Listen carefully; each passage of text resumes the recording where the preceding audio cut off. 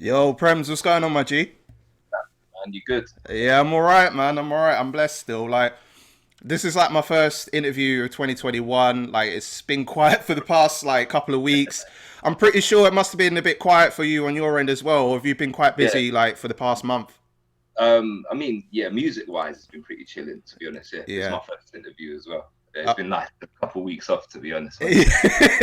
You actually got something to talk about now. Do you get what I mean? You know when you're doing it yeah. like all the time, it's like saying the same repeated shit every single time. Nah, true, true. Because like when you get to the point of like saying the same stuff all the time, can get a bit repetitive at times. But luckily, like we have a break and then you come back, then you feel a bit more fresher at this point in Yeah. time, man. But I mean, tell us what it's been like for you in 2020, man. Because obviously, we're still in this, mad story called the pandemic, and Mhm. how have things been for you as a whole, considering like all the circumstances going on?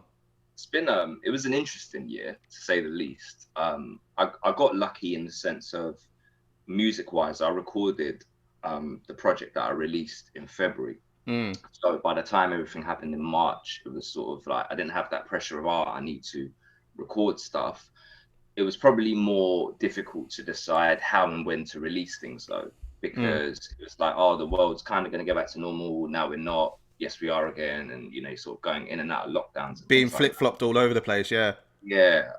So from that perspective, it was a little bit difficult, especially like getting videos done. Like it was just a lot involved because, yeah, I know there's always a way around things, but you got to be considerate to who people live with. If they've got Mm, older people in there, you don't want to put no one at risk just to shoot a video. So yeah. it was waiting for the times to do it. So we did lyric videos on an occasion, drop songs without videos, like just try to do it the safest way possible. So you got to be mindful of certain things. Mm.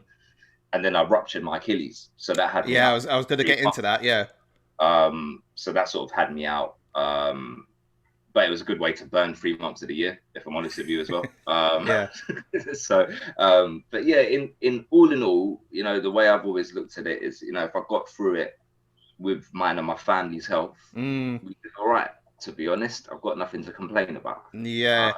So I've just been trying to look at it that way. If I'm Mm, honest with you, and if I can continue that way, I'm happy right now because I think there's a lot of people going through a lot bigger problems. yeah. No, of course. And my mom keeps telling me that just to look at a blessing from God that you're still lucky to be alive, and just 100%. give God blessings for every day that you are alive. So that's what I kind of look towards. If obviously things don't work out the way you plan at a certain time, just be grateful that you are alive to keep taking each day as it comes. You know. Your mother's a wise woman, man. Yeah. 100%. Yeah. So yeah, that is the best way to look at it. It just grounds you because we get caught up in, I wanted to release a song this day, or I had an interview and it blew out, or whatever. And it's just Mm, like, you know what, like, when you think about what some people are going through, like they're losing loved ones, or they're losing their jobs and things like that. It's like, you know what, there's so much bigger things that are mm. happening that if one thing didn't go to plan for us, it is what it is. Do you know what I'm Well, saying? We I can mean, we're just here to talk about it, so we're here for that, you know? exactly, Exactly exactly. that. Yeah. Now, I know back in like late 2019 that you did BBC Asian Network residency, and as you mentioned, you done a few videos, you done a few Mm. lyric videos as well. I Mm. mean, as far as like the performance element, I mean, it must have been quite difficult, like because of the pandemic. Has it been difficult for you, or like has things slowed down because of that? Yeah, I mean, so the performing element obviously has disappeared for now. The way I try and look at it, I mean, it's especially when you sort of thrive on stage, it's annoying in that aspect Mm, because I do enjoy that element. yeah. But and even going to actually see concerts myself, like I even had like Lupe Fiasco booked last year, and Oh, mad. DMX was coming to the O2 with the Oh locks, shit. and that was going to be like the best thing I was ever going to watch in my entire life, and obviously couldn't do that. Yeah, yeah, yeah, yeah. But what I do know is when we do go back to normal, like I'm gonna just go watch every concert I can find, like anything, live jazz, whatever. I'm just gonna be Yeah. buying every ticket I can see to go watch some real life music. So from that perspective, it's more like, all right, it's a break for now. It's gonna Mm, give me time to record and refine my craft. mm, And from a listener and a consumer's point of view, I can't wait to just watch everyone live. Yeah. So, it's just a break, isn't it? It's not an end to it. It's just a break. And we have to look at it that way. And, when we get back to normal, I'm going to, any DJ I know, I'm just going to go see them. It just everyone, like I've said it to everyone, like the second your next, residency pops up, just let me there. know. Yeah. The brunch or whatever, I'm coming. Like, and I think it's dope that, all of us in these crafts, like we all understand that, everyone's going through it. So I think it's going to be quite dope when we come out of it. Like everyone's just going to be everywhere. I think as well, like what you just touched upon is because a lot of stuff is closed down, a lot of venues are shut down. Festivals are one thing I miss a lot. So like when it does come back again, everyone's going to flood it even more. And for me, it's just like where you've missed something for so long, it's just like getting that buzz back again. It's just like, it's like taking back to that time when you went to your first show or your first festival. It will feel like that again, like a refresher. Yeah, man. And I'm not going to lie, getting that feeling is going to be good. Yeah. That feeling, right? So, yeah. And it might encourage some legends to start touring again. I'm looking at it like that as well. Yeah. So, we might get to see some legends come back. Nah, for sure, man. And obviously you were mentioning about your Achilles tendon rupture just a little while ago. Like, I mean, are you fully recovered from it now? Like, I mean, how did it even come in the first place? It was basically overtraining, not warming up enough. So definitely warm up and cool down when you work out, because it does have an adverse effect. Yeah. And then, that particular tendon just got really, really weak, and it just went, just snapped. So mad. But it was a humbling experience. You do learn a lot in these sort of things. But yeah, pretty much there. I've got an appointment next month where they sign me off. So pretty much there now. The only thing I haven't run yet. Okay. But I can like sort of walk fast and kind of jog. But I need to really go on a treadmill, and obviously I can't right now. So yeah. I'm using like an exercise bike. It's just getting the strength back. But yeah, it's pretty much there. Are you pretty much like a fitness dude, or? Like yes and no. Like I do enough just to keep me healthy, if I'm honest. I have the worst diet in the world. So for me, I'm with you. I'm with you. Yeah, I'll be clinically obese. So I'm surprised. Listen, I'm surprised I'm not even there myself. Like I've only just started to do like half-hour walks every day, and that's since the second lockdown, and that was like through influences of certain people. And like literally, like my diet is not the best in the world at all. Like, but I am improving slightly. But my mum will start having a go at me when I make orders at times, which is not as much as I used to do before. But when I do it, my mum was like, "You're not really helping me either, because I'm trying to." You know what I mean? So it's like one of those guilty things. Like I did an order the other day, and as soon as I ate some of the chicken, I was like, "Nah, I feel so guilty." Well, why did I spend that just to do it? Because I was hungry at the time. So all I do is I just do, because when I obviously ruptured my Achilles, my main concern was, damn, am I going to put on weight because I can't work out? So what I started doing was intermittent fasting. Right. So I only ate for 8 hours a day. And I've just kept that, so I'm still doing it. And that way you never, because you're just at home all the time, right? So you could end up just eating for no reason. So where I've allotted my times where I can eat, I'll be honest, I eat what I want though. I don't diet. Like I literally, if I want to eat, I'm the same. Whatever. Like if I want to just go get a Deliveroo, cool. I'm normally a Uber Eats, or most of the time I'm a Just Eat. Yeah. But see, recently we got Deliveroo here, and they got Nando's, right? So it's crazy. Like Uber Eats, it's like McDonald's and certain things. That's it. That's all you can get in my area. Man, peace. So yeah, but when I do eat, I eat what I want, and then I just make sure every day I work out to compensate. Yeah, and that's more just like so I can get some testosterone flowing more than anything, like just so I can not feel lazy. But I can't diet and things. It just don't work for me because I'm so fussy with my food. I don't eat a lot, so whether I do eat, I want to be able to eat it. If I'm honest, and as long as I work out, that's it. Hopefully, I just stay healthy. Right. I mean, it seems like you're more fussy with your food. For me, it's just I tend to go for the wrong foods, but I still like, if I were to diet, then I'm like, no, I'm not compromising the foods that I cook. I'm sorry. Yeah, exactly. Yeah, I can't do that. I can't put myself through that. Like, if I was going to go in and go for like the Mr. World competition or something, yeah, maybe, but I'm not. I rap, you know what I mean? I'm not. Yeah. Rap doesn't require a diet so much. Nah, of course not, man. As long as your lyrical ability is still strong, like, and your brain is there, then cool. Yeah, exactly that. Yeah, man. So, I mean, let's take it back for our audience. So, just to get to know you, to know you in a bit more detail. So, you hail from Southeast London? Yeah, Southeast London, man. More specifically, Greenwich? Yeah. So, that's more towards the side near where the O2 is? Yeah, pretty much. Okay, yeah, so is it more like North Greenwich, because that's literally directly where the O2 is? Yeah, so like sort of Woolwich, Plumstead sides. Oh, okay. So a little bit like away from that, but close by that you can still get to the O2. 10 minutes away. Okay, so not too bad. Like, I remember the last time I was there, like, literally I was at the outlet stores, so, you know, just buying from Nike and Adidas and stuff like that, and thinking, I love a little bit of a bargain. Let me just go there. So, so I mean, when I hear your music, like, especially more of your recent content, which we'll go to in a bit, I know that your beat selections are quite experimental. Like, obviously you got a lot of R&B and rap, but also with an Asian twist to it that I've noticed. But your flows are very distinctive. So, like, when I know your voice, when I know you're rapping, I know it's you. So how did you get to the stage of knowing that this would be your sound and something that you want to be distinctive when you make your music? It was just experimenting over 15 years, if I'm honest with you. Okay. Like me, I was never one to, like, if I even go back 5 years, I couldn't write a hook to save my life. Like, I couldn't.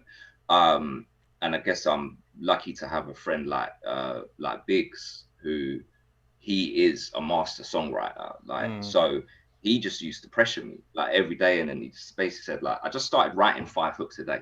Whether they were good or bad, it didn't matter. I just wrote 5 hooks a day. I found a beat or whatnot. Found a drum pattern. I used to just put a drum pattern on my phone and to a certain BPM, and I just write 5 hooks a day until I got to the point where I was making half decent hooks. Right, they weren't great. They were half decent, and then they start turning good. And then, you know, I was making certain music, and it basically got to a point where I made this song. What was it called? It was called No Way or something, and it was out of the video.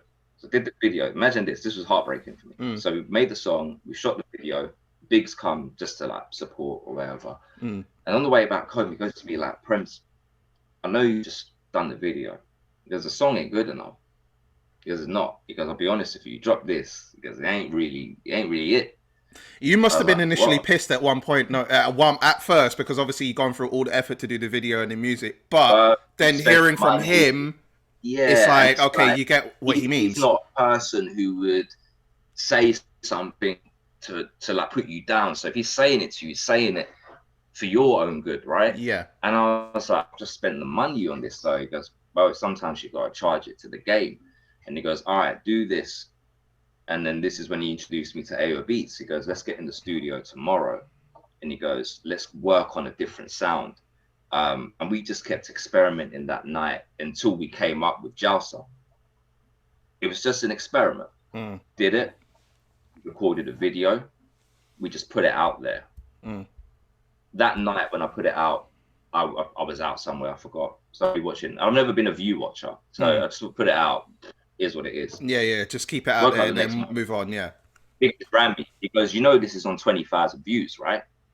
And I'm looking at the Spotify streams, and it's going crazy. And he goes, yeah, this is what they want. So he goes, let's go back into the studio tomorrow. And then we did Mary John. We put that out in the summer. Went crazy. And it was just weird because I think as an Asian artist, we get very hung up on, so I say we, I'm just going to say I, because I don't know how everyone feels.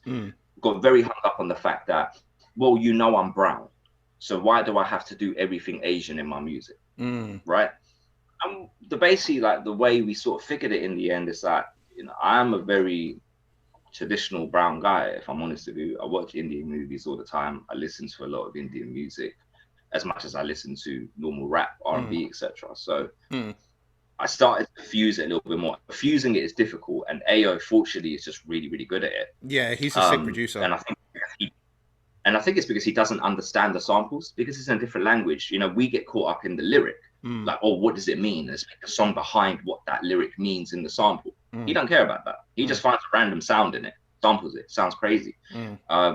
And then using it sounded good. And then I thought, actually, you know what? There is a little gap here where I could just do a normal UK rap sound, which is me. And then we'll put it on, you know, like an Asian sound that we are familiar with as a people. It's songs that we've heard when we've That grown we up as a resonate kid. with, But that we would understand straight away, pretty much. yeah, but a sound like the drum patterns and music you're resonating with today. And if we mix them both together, hopefully it gives you enough nostalgia, but enough like current in it for you to think, yeah, I like this. So that was really where, and we're just still refining it to this day, if I'm honest with you. Like, you know, so we've done that, and then we just keep evolving that sound, really, because you can't do the same thing forever. You know, what worked 3 years ago, what might not necessarily reflect on today's climate. you know, what people liked 3 years ago, you know, the sound evolves. Drill has emerged since then. You know, a lot of different sounds. So you just got to work with what's out there, and to be honest, more importantly, what you enjoy. Like, what I go with, what I like. You know, we'll make a lot of beats, and you know, he'll make, like, I don't really like trap, so he'll bring me like a trap beat, and like, it sounds crazy. It's not crazy for me though. I'm not gonna sound great on this. So it's just also making those decisions on what works for you, and what you when you make a song, the listener knows if you're comfortable on that beat. Yeah. They will know, because when I'm comfortable, it'll come out in my voice. Yeah. If I'm not, and I've done like some features in the past where it's not really something I probably would have done. I've just done it out of, like, I'm saying, like, you're my friend or whatever. I'll just do it. Yeah. It's not really my thing. So now I've really discovered that I'm just more picky about what I'll go on, because you need the product to sound great. Right. If I can't deliver my best, there's no point me being on this. If I can't enhance the record, there's no point. You're better off giving the beat to someone else. So it sounds like you're pretty selective when it comes to like your music choice, and knowing how, what we were talking about, your rap flow as being distinctive, and you're comfortable with the idea of how I project my raps, and you know what I mean, my instrumentation choices as well. But like you said, you have experimented with different types of music, but you know that when your flow's on it, you still know it's distinctive, and it's pretty much true to you. You know, so I mean, when I speak to a lot of artists, like, I know when it comes to, you know, backgrounds in music, they tend to start from quite young. I mean, in your case, it's no different. I mean, you started at 13, 14. 13, 14. So before you made that transition to say that I want to pursue music, like, what were you listening to in the household? Like, I mean, I kind of got an idea that you said you were watching Indian movies, and you know, you must have had, like, you know, fusions of music that was playing in the house. So what was it in your case? Yeah, I mean, yeah, it's exactly that. So, you know, I'll be with my parents, and you'll be watching Indian music. So you got like a lot of Hindi music going on, being played in the car. A lot of Sunrise Radio, that sort of thing. You get me? Just like the normal stuff. Yeah. And then by myself, you know, Get Rich or Die Trying came out when I was 10, 11 years old. Oh my God, that was one of my favorite albums of all time. Oh, it is my favorite. Yeah. Trying is the reason I rap today. Wow. Get Rich or Die Trying is the reason. Wow. And specifically, it's Many Men is the reason I rap today. I rate that. So, I rate that.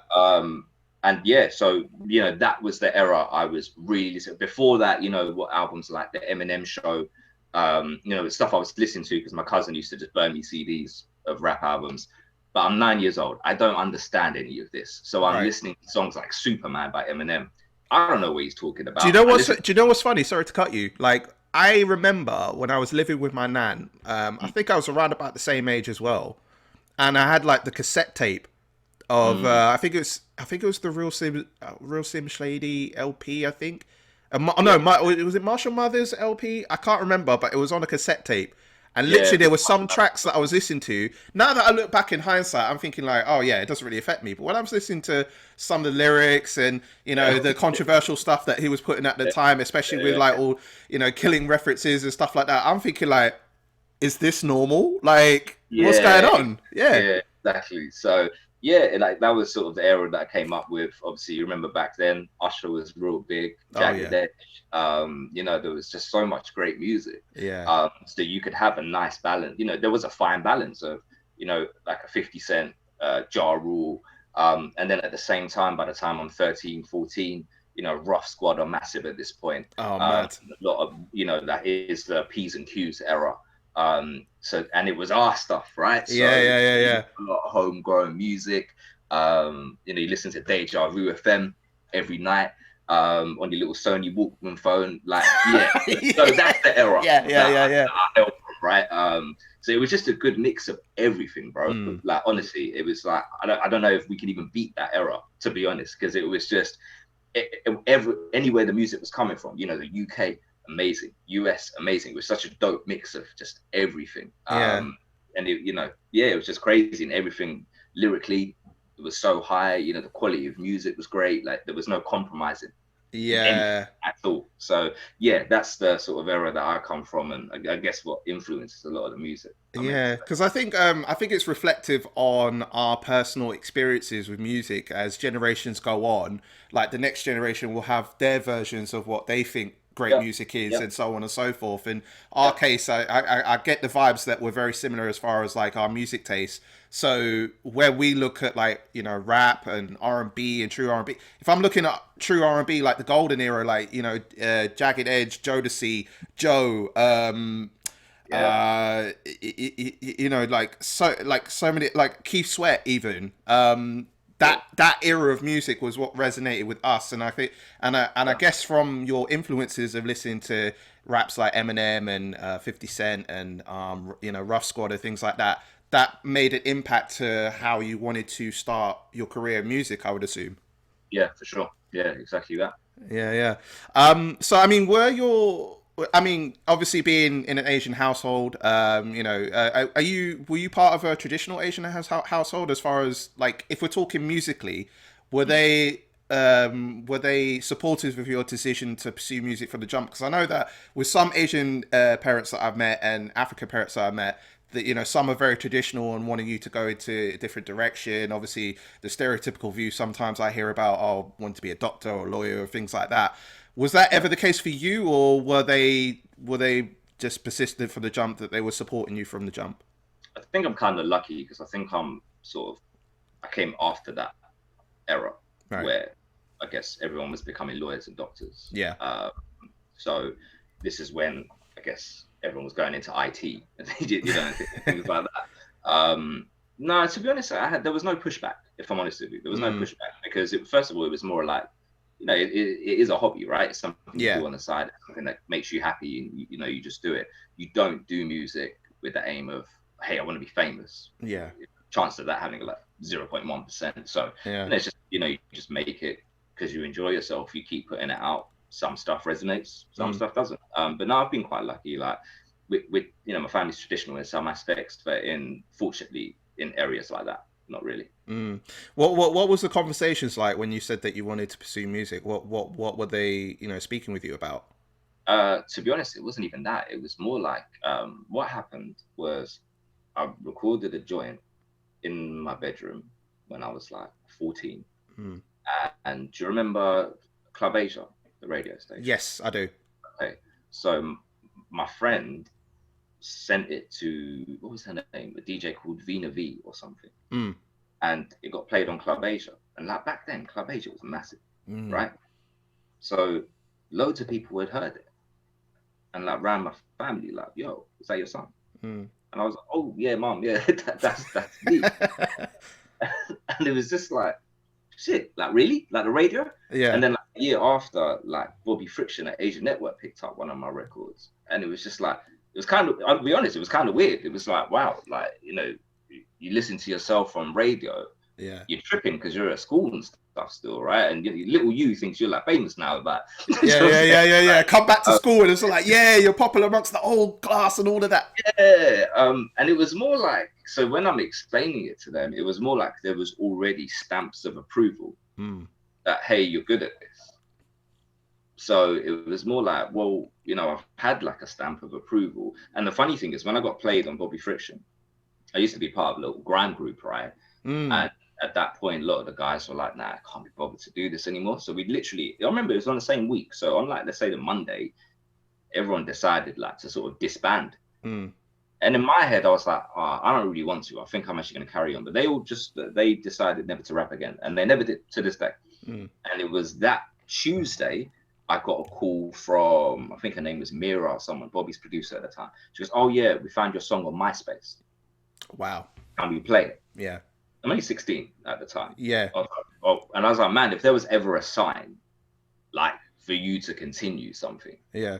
it was that. That was it.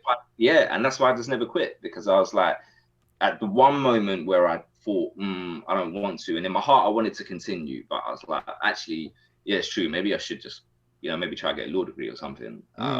Like, yeah, that happened. So yeah, that's really how it transpired. So really, it was kind of like a blessing in disguise, really, where you already had some exposure in some way, and then like when your parents hearing that was the case, oh yeah, that's your son, like on thing here, that was kind of the push to say like, okay, they're looking at you in high regard, saying, okay, if he's serious about it, then all right, crack on then. Yeah, and that's pretty much what it was. So I just got let do it. Well, I mean that's a good thing, because like it was a accidental blessing, let's call it then. Yeah, exactly that.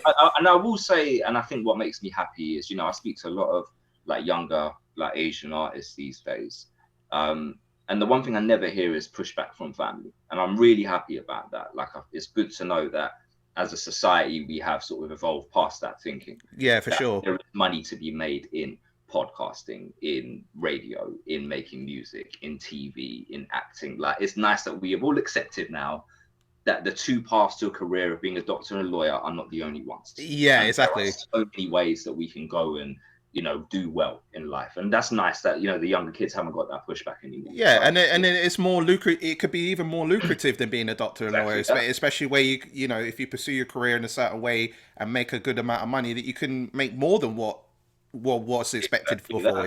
Yeah, for sure. No. I mean, as yourself, like what I've noticed within your music is that you like to share a lot of your own experiences, and keeping that real element within your music, not just being Asian but also a Londoner as well via your raps. And obviously with the climate, with the generation we're in, like with the TikTok generation, with the Cardi B's and the WAPs and the Erica Banks with the Bussets. A lot of it tends to be like, you get overnight success with a track that is popular amongst like the youth culture, especially with the technology that's provided. I mean, in your case, obviously the form of rap, like for you, in your case, is it more difficult in a case of shining within that same bracket of people that are getting instant successes through tracks? And do you think that it still holds a place, like considering how much of a microwave successes can be nowadays? It's a good question. I think the one thing that always kept me motivated through my career was watching Joe Budden's career. Right. And I'll explain what I mean by that. Joe Budden had Pump It Up and he had Fire. That's all he had. Yeah. And he had Clubbing. And that's all he had. He then dropped off the radar and then made the Mood Music mixtape series. Yeah. Joe Budden's one of my favorite rappers. Okay. But he was an underground rapper at this point. Yeah. He's inside, now he's gone underground. And anytime he came to the UK, I used to see him fill out any venue he had. He had a very niche fan base. Then they created Slaughterhouse. Yeah. Very niche fan base. Still filled out any space they went to, right?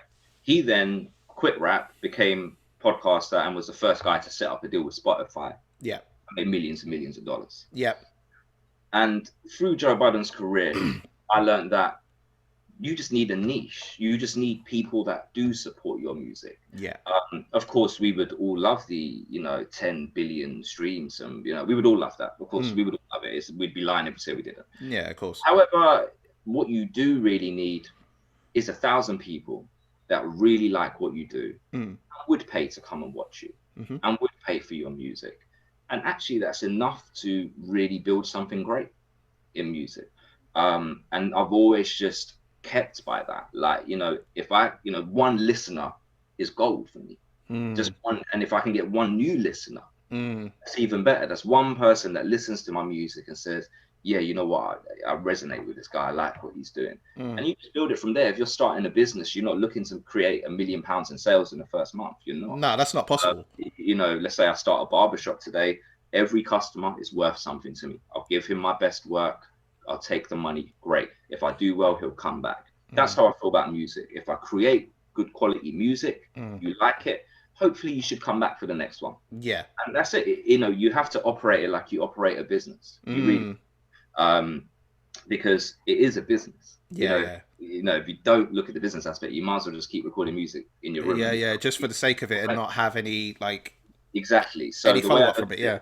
Yeah. So every listener, if you give them quality music, hopefully they should come back. And you can build it from there. You know, some people, you know, remember, you know, in the industry, you've got industry plants, you've got people that understand the algorithms, you've got some people that understand, you know, it's just a shop. They know how to make a song. They get the writers in, they get the producers in. You have the image, great, we'll dress you the right way, we'll invest in you a little bit, boom, put you out as a product. Of course, they're always going to do well because there's science behind what they do in reality. But for us, we can't look at that. Yeah. Because looking at that, you'll just depress yourself thinking that's real. It's not real. You know, the first time you hit 100 streams, that's a moment. The first time you hit 1,000 streams, that's a moment. That's a moment, yeah. Do you get what I'm saying? Like, and if you're realistic with yourself and you don't put these on, that's like saying if every time I work out, I want to look like Arnold Schwarzenegger. I'm not. I'm not, bro. But if I see a little bit more of the bicep peeking out, I'm doing well. Do you get me? Yeah. Like, that's how I try and think about it. So it's appreciating the journey as you go along. You have to, bro. You have to. Yeah. And, you know, one day you may get that success you desire, and you may get that, and you may start resonating with the whole world. But you got to start somewhere as well. Yeah. There's always beginnings for everything. So and the internet makes us forget that because we, like you said, we do think there's overnight successes there. But you also don't know how long they've been doing it for. You know, there's a lot of people that, you know, when I came out properly in like 2018, that thought, wow, I just came out of nowhere. But I was already doing this 12 years. Yeah. I was seeing a meme recently that said it takes 10 years to be an overnight success or something like that. It's definitely true. Yeah. It's definitely true. Like, you need to put in your 10,000 hours. Yeah. Like you really do. Like, and I was even having a conversation with someone the other day, like, you know, even when we used to send music to radios and get rejected, you feel a bit annoyed at the time. And now in hindsight, the music just weren't good enough. But when you're making it, you think it's the hottest thing you've ever made. So, you know, you have to know about it. But, you know, there is a reason for everything. And then when you get to that stage where you're able to look back on certain, I'm not going to say failures, just certain lessons that you learn along the way, why some things didn't work out, there is a very clear reason. And sometimes it is as simple as it weren't the right record. Yeah. That's all it is. We think when we got the headphones on and the music's blasting, everything's crazy. So we're because we're looking at it in our own internal reflection on it, where it's like there's a more bigger, wider market that you'd have to attract to get that over. You know what I mean? The audience will always tell you everything you need to know about the record, and you have to listen to the audience because it's the audience that's going to be right. Yeah, I agree with that 100%, man. And I mean, what made you conscious as well, like to share your real life experiences, like, you know, obviously being Asian and being a Londoner as well. What got you to that point of like, I want to talk about stuff that resonates with me rather than just, you know, doing like club banger tracks all the time? And so what made you want to get that real element into your music? It's the only way I'll never get writer's block. Wow. Because if I'm talking about anything that's honest to me or real to me, like I just said at the beginning, you know, if I've had some time now, I can talk to you about some things because I haven't done a few interviews, so I can have a conversation with you, and it's going to be something different to what I said on the last interview I did. Right? That's true. Yeah.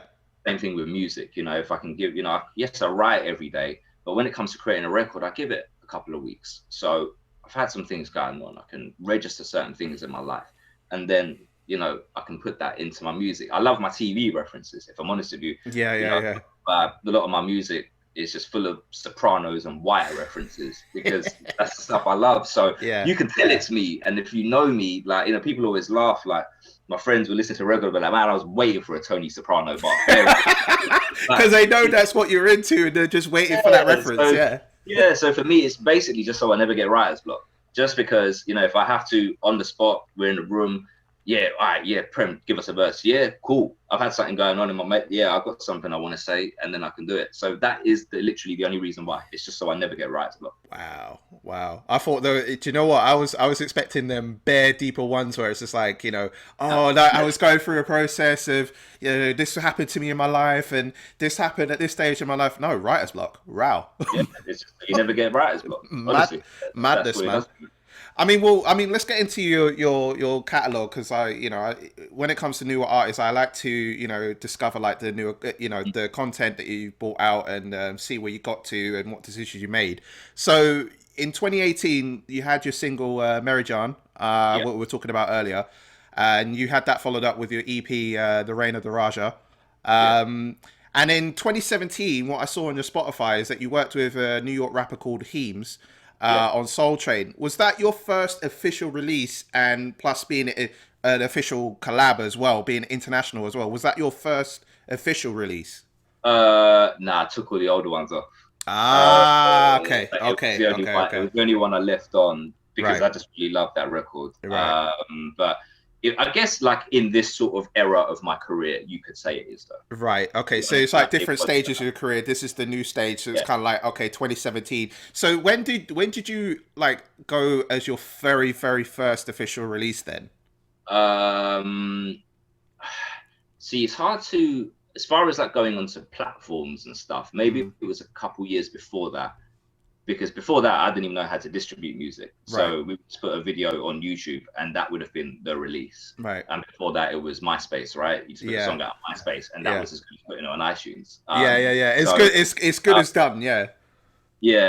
So it was just different stages of it. And then now, of course, there isn't like the only place you put your music out on is to the distributor and it goes on everyone's Spotify's and things like that. But before that, it was just, I used to, like for a good year, I did something called Throwback Thursdays a couple of years before that. And I just used to pick an old school instrumental every Thursday. And just rap on it, 3-4 minutes, and put that out. That was all on SoundCloud. That was fun. I might even start doing that again, to be honest. Yeah, bring it back. Yeah, I might bring that back. I've got a studio in my house now. So well, there you go. There you go. And like you said, we've got more time to reflect on stuff. We're being at home. You've got more time to create. Yes, I think I'm going to bring back Throwback Thursdays. But to be honest, I think maybe like the Soul Train sort of time was that. And then I had a song called Closure, which was like a year after that. I think, which is that first official sort of getting back in. Yeah. Because I did take a few years out just to chill. Yeah. Was Heems your first official international collab, or did you have like collabs like before him? So I had some international collabs before him, but they're not. But they're on YouTube, but they're not like on Spotify and stuff anymore. I had one with a guy called Trev Rich. Right. Trev Rich. We were just building. He was signed to Joe Budden at one point. Okay. And had Imani. I don't know if you've ever heard of Imani. He's like an R&B singer out in America. I had a song with him called Break Me Down, and Trev Rich was on that as well. So that I think was like my first international collaboration. Just with some connections I had in the US. And then obviously Heems, Sweatshop Boys are legends, right? So you weren't going to get Riz Ahmed on a record, but Heems was reachable, right? So I managed to fortunately get the record with him. So those are really the international things I did. Okay, so then obviously as official, as in the packaged Premz, as you are, like literally Heems is the first one that you see on your Spotify. Okay. And then what's interesting is that with the Reign of the Raja, obviously we were talking about Ayo Beatz and Bigz, Wavy Boy Smith. Because what I noticed the pattern is that from like 2017, 2018 onwards, is that those guys have been a consistent feature on pretty much every other track, if not every track that you've done, especially with Ayo Beatz. What got you to connect with those guys, and how did you form that bond to go like, okay, we'll work together on a lot of tracks, a lot of projects that you got them on. So how did you get to that point? So Bigz has been a friend for a very long time. We've just always done a lot. So outside of music, he's informally sort of guided me through my career, just helping me out here and there. But we never really worked together. So he has his own career, right? So, of course. Together. But we always used to go to, so people that know me, like any events I'd reach, he'd be with me, any events he's reaching, I'd be with him. So everyone in the industry sort of knows we get about together, but we never made anything. So we had a song called Businessman actually back in the day. It's like an animated video for it on YouTube, but that's all we ever did together, right?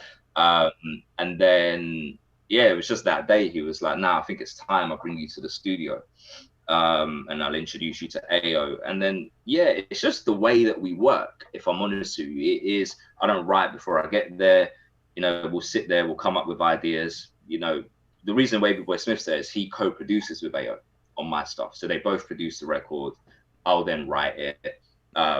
if I can't come up with a good enough hook, that's when Bigz will jump in. Yeah. Like you were talking about earlier, practicing like, you know, 5 hooks a day. Yeah. You know, hooks is still a thing to work on. Like songwriting is a very difficult thing. I pride myself as a rapper, but songwriting is a different kettle of fish. It really is. Like songwriting is something that really you just got to keep working at. Yeah. But he is a masterful songwriter. He's a monster really when it comes to that. Yeah. He can just like come up with a crazy hook just on the spot, lay it down, boom, you've got it. So that's a lot of the time. Sometimes when he's on the record, it's because I hear his version of a hook and I'm like, yeah, nah, do that because my one doesn't sound that good. Just put it on, please.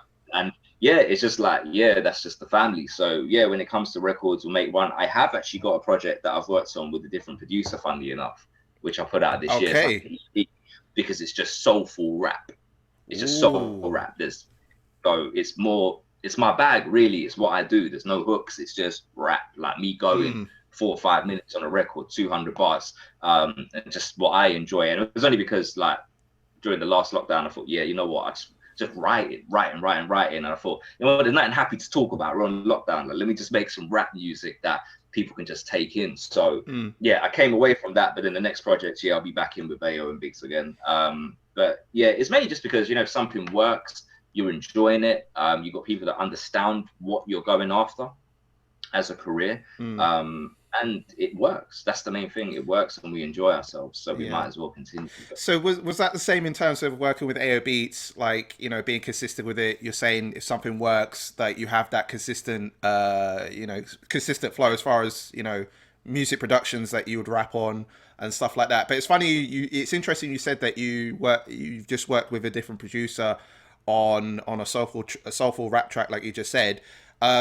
Are you thinking of potentially working with other producers in the future, or are you looking to just keep with Ayo Beatz, knowing that you've had that connection with him from the jump? No, I mean, I'll always be open with other producers as well, because, you know, everybody has a different sound and everyone has something different they can bring to the table. So when I did this other project, you know, it was just a sound that I was looking for. And, you know, Ayo isn't even in the country. So I thought, you know, I might as well be working on some other stuff. You're here. So no, I'll always be open to it. I'll always be open to it. But I think when it comes to like my specific projects, you know, Ayo is a good fit, but it's not saying we won't bring in other producers onto the record. Okay. Well, I mean, I love Tell Me About It. I love that. Like, and it's funny what we were talking about earlier in terms of the trap element, that you weren't really at first really comfortable with the idea of doing trap because it wasn't something you're used to, but that really resonated with me. So it's funny, like how it popped off from that. Like, you know, I was going to ask if it was something you wanted to experiment. I don't think I can beat Tell Me About It. I don't think I can. I don't think I can make better trap than that. Like, I think that's me peak trap. And that's why I've never touched it again, honestly. So was it just something that you thought, I've done it, I've experimented it, it's worked for that time. Okay, now let's go back to regularly scheduled programming. Basically, like, I did it. Crazy. I don't know how it came out so well. And even like I performed it for the first time in 19.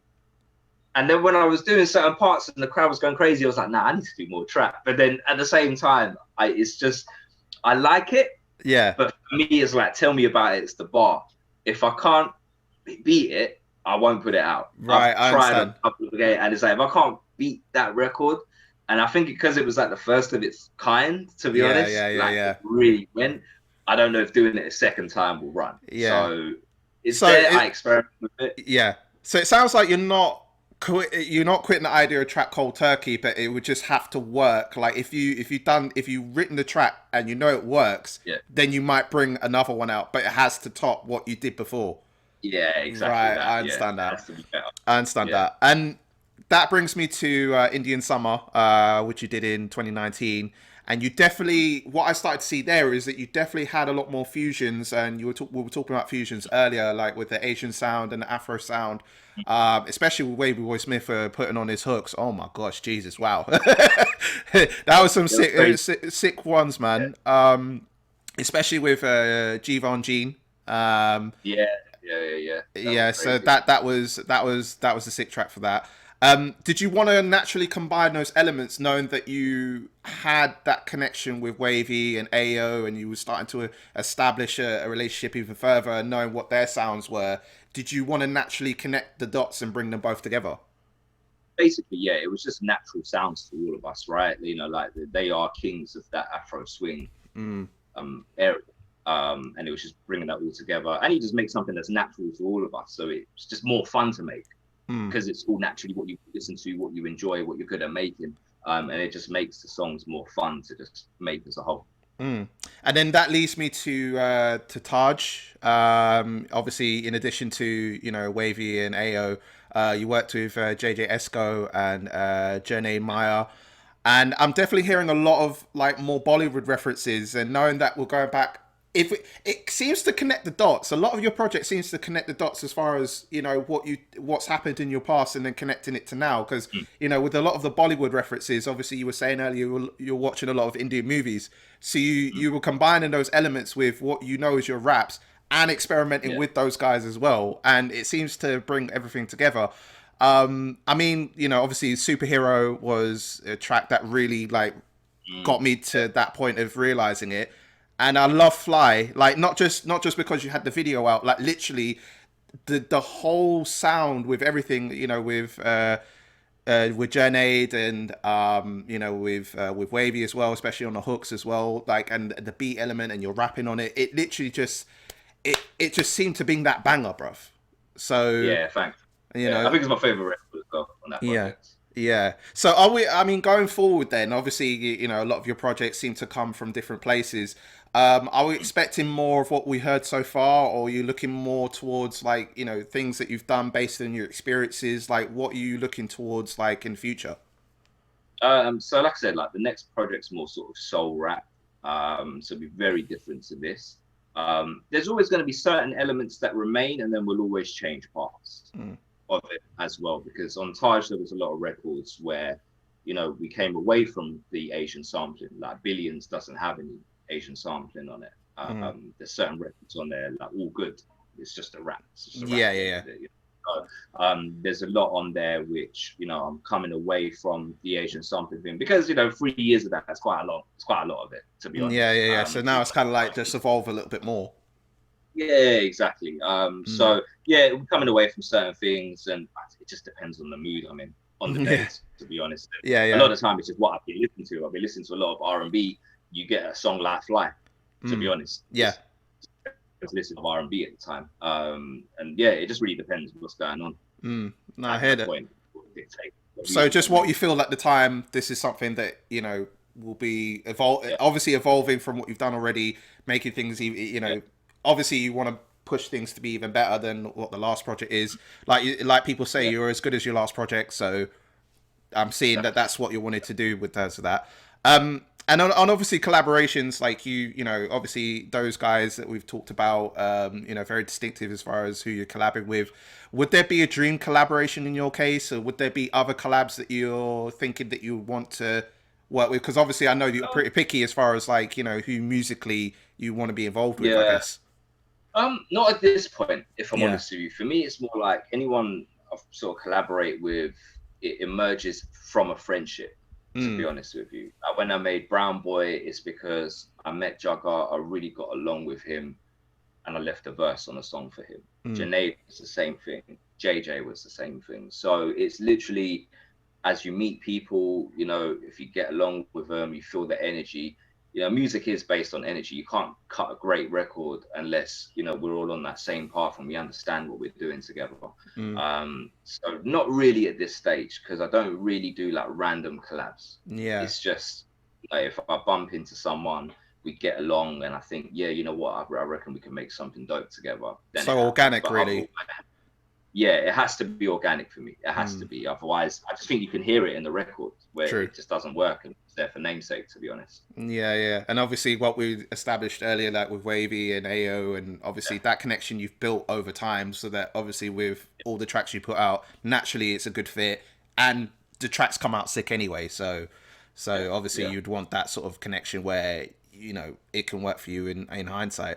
And I wanted to touch on, because I read in there was a feature you did with GQ, and you know, you were mentioning about, like, you know, you're growing up, you know, going into school, and that you said that there was a period of time where you hadn't suffered racism, but you know you went to a school that was HQ of the National Front, and you mentioned that you know your uncle's house was bricked down, and there was a lot of like sort of racist attacks that were going on. Firstly, with that element, did that push as far as you know you being real as far as your raps goes? But also, like at this current time, like you know, because obviously school days, that was what you said then. Are things better for you as a whole? You know, being an Asian in London. Yeah, I'd say it's definitely better. I think now racism is just restricted to Twitter and comments on YouTube or Insta or something like that. I haven't experienced it personally. Wow, overtly, maybe covertly, I don't know. Yeah, but definitely overtly not. It does seem there's a bit of a rise of it though worldwide at the moment. I guess there's various reasons for that, but yeah, racism is one of those things that like I try not to really think of it as a thing sometimes, because you don't wanna. There was somewhere, I don't know where I saw it, right? And the guy says, you know, like sometimes you don't play the race card, you just charge it to the race card. And that stuck with me in the sense of, you know, sometimes it just is what it is. Like we have to understand certain people are going to think with those negative biases. And though it's wrong and it's not right, we are going to move past that. Like there's a lot of things that have happened that wouldn't have happened before. You know, there's been a lot of milestones achieved by, you know, ethnic minorities in the Western world. 100%. And it will keep coming. Unfortunately, there are always going to be, you know, ignorant people, and they will always be dealt with. They will always come across someone who will deal with it. And they will learn their lesson very quickly. And, you know, that is life, bro, if I'm honest with you. And it's just more of a case of the more we all stick together and we all stand together, and more than anything, don't have our internal squabbles, to be honest, because we're all living a different struggle, but it's a struggle nevertheless. And as long as we all stick together, you'll start to find they don't mess with you. Yeah. Because there's too many people. They're not going to want the drama. It sounds like, I mean, it leading to my next question, because, of course, like everything that was going on last year, and even now, like, you know, with the BLM protests that have been going on, you know, obviously, you know, Muhammad Hassan, the 24-year-old that got released from police and died not long after. That was, you know, news from last week. And of course, like, you know, the protests of Indian farmers, obviously following Brexit, that might, you know, obviously that must hold a place in your heart as well. I mean, in your case, like, you know, in a rough idea, like, what do you think needs to change going forward, even though it might be difficult, like going as a long fight? It is difficult because, you know, you're talking changes corporately, you're talking changes structurally. What comes top down, you know, you got to remember we have a prime minister that was cool with calling, you know, Muslim women letterboxes. You know, the fact that we have a prime minister that was allowed to say that, you can only think that the people who have racist views think it's allowed now. You know, if the leader's allowed to say that and not apologize, or, you know, like you mentioned with the Indian farmers thing, prime minister got asked, and the comment was, well, whatever's going on between India and Pakistan, we'll leave it to them. You know, the ignorance coming from the top, unfortunately, has to change first. Yeah. If there's a recognition at the top of these things are not right, they need to change, they'll get listened to. We know they need to change. We don't need to be told that, though. It is, you know, the perpetrators that need to be told. And it is that structural change that we need to see everywhere. The structural change needs to happen everywhere. You know, in the corporations, are there enough ethnic minorities in these, you know, in the boards, because we know we're all qualified enough for it. I'm not saying specifically you and I, but there's definitely enough that are qualified that are black, brown, Asian. There is enough. For sure. So that's not, you know, I saw one person saying, well, is there enough people qualified? Well, of course there is. Of course there is. You know, there is enough qualified people to be sitting on these boards and sitting at the top of these organizations. So it needs to change first, because it always everything is money, in my opinion, in life. You have to follow the money. You want to find a problem, follow the money, and you'll get to the root cause, because it always comes down to money. And that's where it needs to change. You start hitting the pockets of people, they start changing very quickly. And start saying, okay, maybe we need to do something different and appeal to a different demographic, because that's where the money is right now. You get what I'm saying? Yeah. And that's what I think it is. You know, there are a lot that needs to change, and I just think internally as a people, and I just speak. I mean, guess I could speak for Asians first of all. Is, you know, you got to start looking past caste. You have to look past religion. Even, you know, everyone's entitled to believe what they want to believe. You definitely shouldn't look at somebody differently because they believe in it different to you. That's odd. If you believe in God, stop. Well, they believe in God too.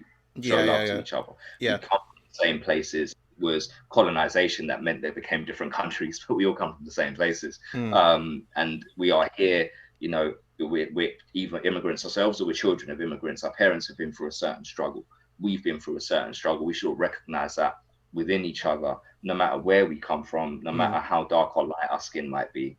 And understand when we walk the street, you know, some of us go through worse experience than others. You know, some of us might be lucky, like, you know, even that GQ interview I said, you know, I went to school in Welling, which was the National Front headquarters. However, I was cool. There was only certain incidents, but I know people that 3-4 years before I was there, you know, really had it tough, and you know, they were getting chased out by skits and things like that. And you have to understand that sometimes your experience, just because it wasn't bad, doesn't mean the experience isn't bad out there. Just because we didn't have it bad doesn't mean it isn't bad. So, you know, there's certain things you just got to be more understanding and mindful of what's going on out there and how people are being treated. Like, I watch some things, I'll come across like a video on the net of like how some people get treated. It's crazy. Like, some people just need a slap in the face, in my opinion. Like, you know, sometimes a punch in the face will turn you religious and you'll never act like that again. And sometimes that's what I'm saying. Like, they need to bump into the right people, and I'm not trying to incite violence in this. So, you know, I say that with a bit of jest, like, but you know, sometimes it is, you know, it's probably that you just keep saying, you'll come across one day a person where you won't ever say it again, and you'll learn your lesson. And it's just everyone standing with each other and say, you know, sometimes it's not just a brown problem, sometimes it's not just a black problem, it's our problem, and we need to sort it ourselves. It can be a world problem and something that we all as a whole, like, we need to sort out.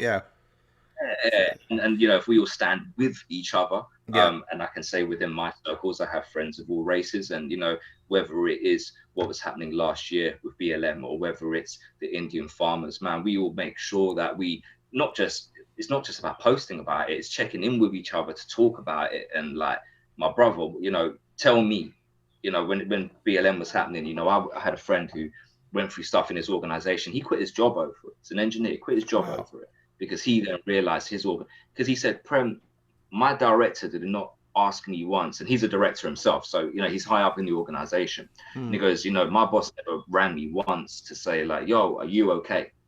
All this stuff going on, like, talk to me. Like, what's going on out there? And he goes, how ignorant is that? It's on every news channel, protests are happening. It says a lot. You know what I'm saying? But we check in with each other like, yo, man, like, what can I be doing? You know what I'm saying? Because me, I'm not like, I'm not going to post every day about things. I'm just not, but I'm not that. Neither am I. Let's not fake about it. But caring about something, you can't. Like, I do care. I do what I can do behind the scenes, but I definitely talk to my brothers and sisters to find out how can we help. Like, is there certain things we can be doing? Are there, you know, like with the farmers protests, you know, Khalsa Aid are doing so much they're doing God's work on the ground, bro. Like, you know, instead of posting about it, of course, make sure you're donating some money to them, or just, you know, chuck up a donate link on your story or something. Do you get what I'm saying? Like, there's certain things that can be done, and, you know, just moving away from politics and stuff completely. Just understand people are really going through some struggles. And while we sit here in our nice warm houses, like, you know, there's really stuff going on out there. But the more standing together we can do, there's less opposition because there becomes more of you. Wow. I mean, that's deep, man. That's deep, man. There's a lot of stuff because like, literally, just to wrap it up on that part, like, I literally, you know, when the BLM protests were happening as well, being it that my dad was never in the picture, you know, because my dad's black and has never been in the picture, like, I had a difficulty in understanding my own culture growing up, and it took me being with different cultures and different religions and different races to kind of define me, in a sense, as far as how I built up my character over the years. So I do catch up with everyone of every race and every creed and every color. And when the protests were happening, and like, I never thought it would hit me the way it did, because I never had that association with my black culture that I lacked. So when I was seeing all of that going on, like, I never cried that hard in a long time. in a very long time, and I'm very reserved with my emotions, don't get me wrong, but that really cut really deep to me. So then it was just more of, for me, it's just trying to gain more understanding and just getting to the point of like, what do I do? Like, what can I get around? So I get those elements as well, just like, you know, just being together as one, and just, you know, catch up with the people that mean most to you, and then see how things can be better in the long haul. But let's bring the positivity back up. Let's bring it back up. So I mean, 2021, you know, there's a last bit I want to go through with you before we wrap up, but obviously 2021 was still in the midst of a lockdown. Obviously I could, you know, from what you're saying, you're doing a soulful rap. I mean, you know, more music coming out, I'm assuming. Yeah, definitely more music. How I'm going to plan it yet, I don't know. A lot of it, I guess, is contingent on what happens around the world. Yeah. You know, how these situations progress. You know, touch wood, things do get better. And then, you know, sometimes with music, I'm mindful of, like, you try and put music out, but people got bigger stuff going on. So it's like, you know, like, I don't know. I'm going to see how things play out. I'm just going to chill for this month. Yeah. Maybe just record things. But yeah, as far as planning releases, I'm going to kick back for now, see how things progress over the next month or so, and then go. Yeah. Were there are there any potential bookings that you may be part of as well? Because hopefully with live events coming back at some point. I mean, I've got provisionals right now. Okay. And they're just waiting on confirmation. Yeah. What actually happens. Yeah. Did you have a lot of bookings? I mean, apart from your residency that you did in 2 years ago, did you have a lot of bookings during the height of 2020 last year? But but obviously being cancelled. I did the odd one here and there. I did the odd one here and there. For me, I wanted to build up enough of a catalogue. Yeah. And last year I was going to do a headline show. That was on the list to do last year, because I thought, I'll have 3 projects. It's a good time to do it. Yeah. But I didn't, obviously, with what's going on. Yeah. That's what I probably will do. Now I've got enough catalogue there. You know, you've got 3 albums worth of joints that you can go perform. So I wanted to wait for the catalogue to build up. Yeah, and then do it. Yeah. Oh, I hear that, man. And yesterday was your birthday, right?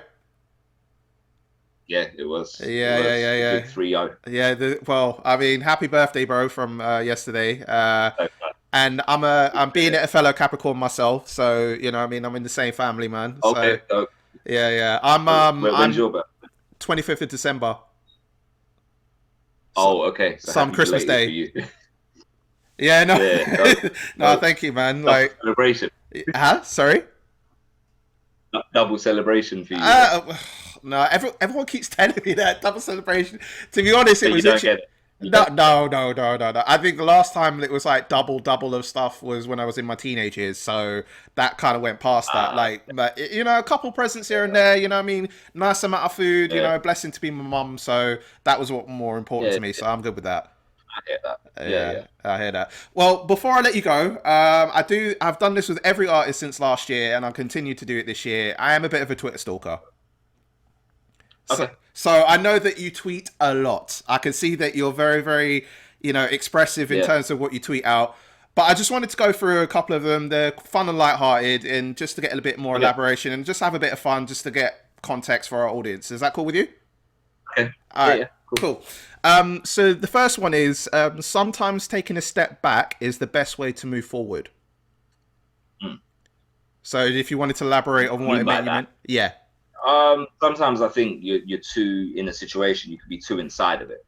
Yeah. So I believe sometimes you get to step out, view a whole picture, and then decide a way to move forward on it. That's kind of how I meant that when I wrote that. Okay. Next one is moral victories is for minor league coaches. It's the Jay-Z bar from So Appalled. Because I thought that might have been some really deep sort of intellectual sort of thing that you've had as a bar. Yeah. Already made you cockroaches. Yeah, it's the Jay-Z bar. Right. Okay. This is where it caught me off guard last time, because the last interview I did, there was a lot of tweets that were put out, and I thought they were like from what was in the artist's head. Turns out there were a lot of bars and references, so you might catch me out on some of them. I was just listening to So Appalled, and I love that bar, so I tweeted it. All right, cool. Next one is regularly I have to question whether everyone else is nuts, or in fact, am I the crazy one? It's just something I have to do a lot, to be honest. Because when I say stuff and then everyone else is like, nah, I'm like, okay. You just have those moments, right? When you think like it's like, am I the one that's bugging, or is everyone else bugging? Yeah, that's just my day to day, bro. If I'm honest with you. That's just my day to day. Yeah. Well, I think if you got to this stage so far, I don't think you're completely nuts then, because you might be thinking it might be. I needed that. Yeah. I mean, look, if we're at this stage now, I think I don't think you're completely nuts. I think you're right. I think if safe to say you're good. Right, Next one is sending a text and getting a voice note as a reply is top 3 annoying things. I ain't pausing the TV to listen to your bullshit.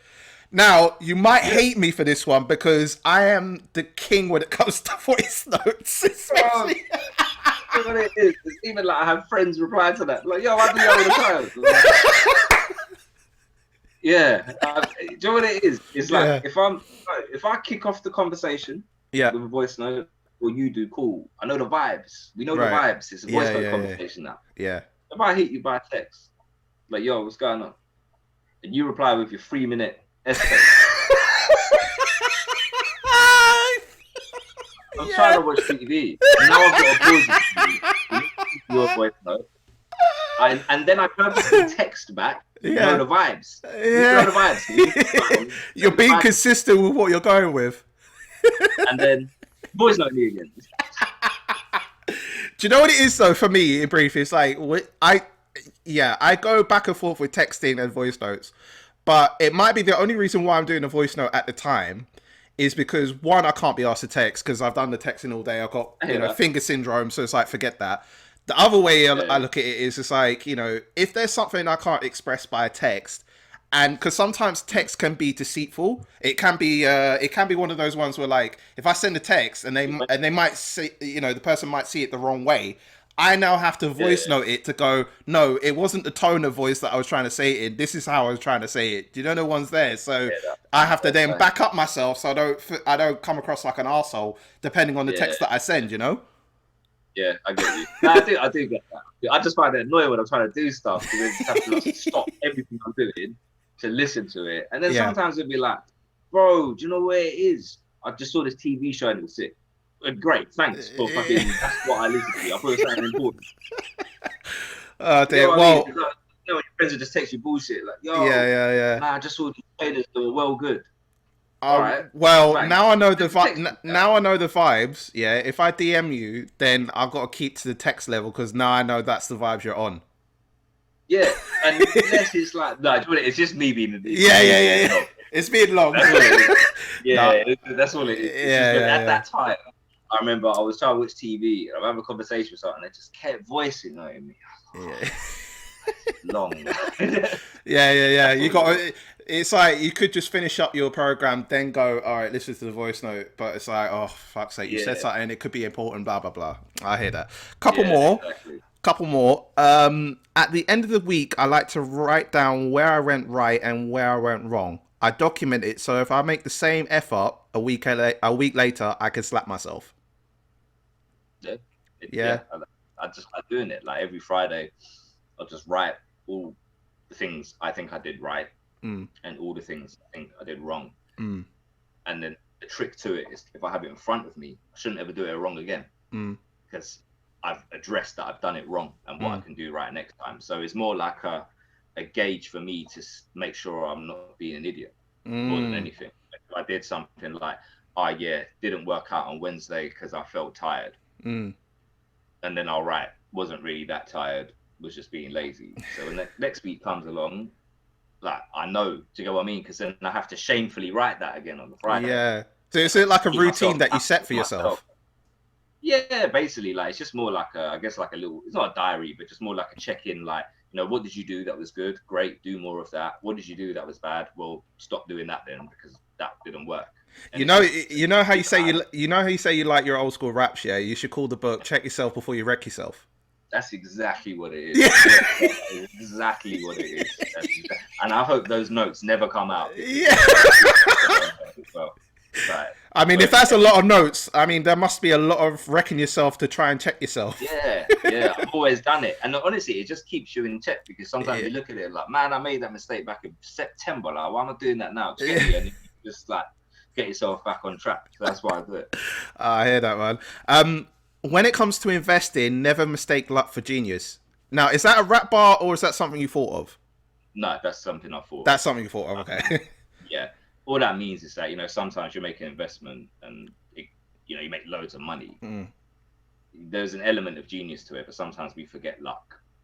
I get what you're saying. After that, you're going to lose a lot of money. Do you get me? Like, yeah. Really, you just got lucky, and you need to keep that in mind. That you are lucky, and you might not always be genius all the time for it. Exactly that. Right, exactly got you that. Switchblade with a little switch to switchblades. That I think that's a rap lyric, isn't it? Yeah. Do you know where it's from? Oh God, I'm gonna hate myself for this. I'm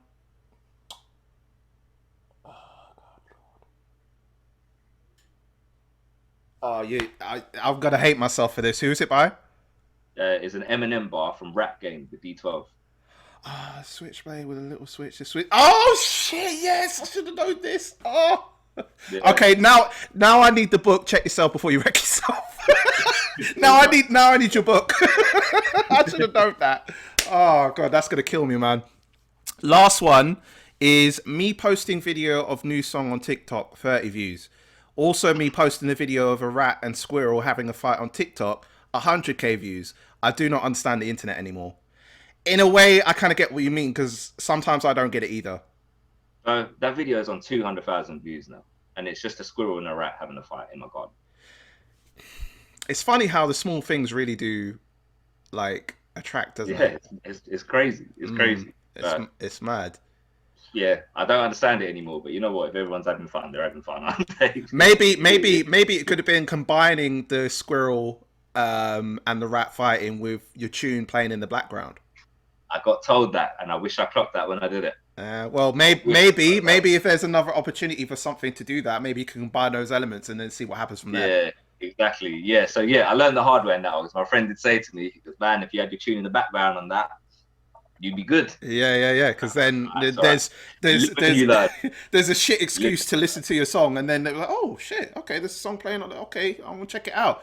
Yeah, exactly. Yeah. So you live and you learn on this stuff. No, of course, man. Well, Premz, I've had an absolute pleasure in chatting with you. I just realised that we've gone over an hour in chopping it up, but I tend to find that when I have more deeper, meaningful conversations with people, it tends to bring out the best in me. So I really appreciate you coming on, my bro. I enjoyed it, man. Very dope conversation. Yeah, man. No, I hope more of these come along, man. Well, I mean, I know you got more famous shit to do, so I ain't gonna hold you up much more longer. If you could tell our audience where they can catch you on all the socials, what's coming up for you, and the floor is yours, my man. Online. I'm just Premz online on everything. PREMZ online. That's Twitter, Facebook, Instagram, TikTok, where you'll find videos of squirrels and rats fighting each other with your songs underneath. Yeah. Just Premz online and everything. My album Taaj is out right now. It's on Spotify, iTunes, etc., all the normal stuff. But yeah, you can reach me and all that.